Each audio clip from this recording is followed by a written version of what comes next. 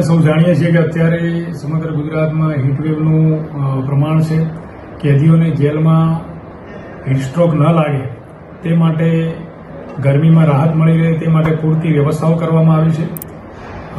અમારે અહીંયા રેડિયો પ્રિઝનની વ્યવસ્થા છે, જેના માધ્યમથી કેદીઓને હીટવેવના સંદર્ભમાં શું તકેદારી રાખવી તે બાબતે અવારનવાર સૂચનાઓ રેડિયો પ્રિઝનના મારફતથી આપવામાં આવે છે.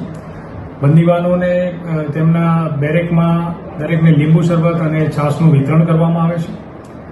આ ઉપરાંત જે બંદીવાનો કોર્ટ મુદત હોય કે વિડીયો કોર્ટમાં જવાનું હોય કે મુલાકાત માટે હોય એમના માટે એક અલગથી શેડની વ્યવસ્થા કરવામાં આવી છે. પહેલાં એ લોકો તડકામાં ઊભા રહેવું પડતું હતું. એ વ્યવસ્થા એવી પરિસ્થિતિ નહીં સર્જાય, હીટસ્ટ્રોક નહીં લાગે તેટલા માટે એમના માટે બેસવા માટે શેડ કર્યા છે, જેથી કરીને વ્યવસ્થા જળવાય, ડિસિપ્લિન જળવાય.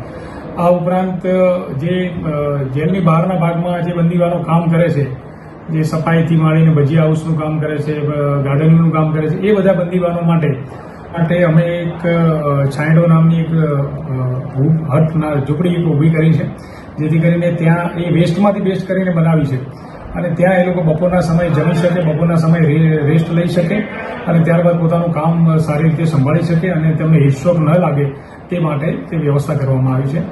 આ ઉપરાંત જે બંદીવાનોના પરિવારના સભ્યો મુલાકાત માટે આવતા હોય છે ત્યારે તેમને ગરમીમાં અને ચોમાસામાં પણ એક વ્યવસ્થા નહોતી કે કોઈ શેડ જેવી વ્યવસ્થા નહોતી. એ અત્યારે શેડ ઓલરેડી બની ગયો છે અને એનો ઉપયોગ પણ ચાલુ થઈ ગયો છે.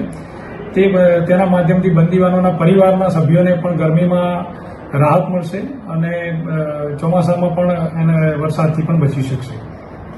આ ઉપરાંત બંદીવાનોના મુલાકાતીઓ જે પરિવારના સભ્યો આવે છે એમના માટે કુલરની પણ વ્યવસ્થા કરવામાં આવી છે, પાણીની વ્યવસ્થા પણ પૂરતી કરવામાં આવી છે, જેથી કરીને એ લોકોને પણ હીટસ્ટ્રોક નહીં લાગે.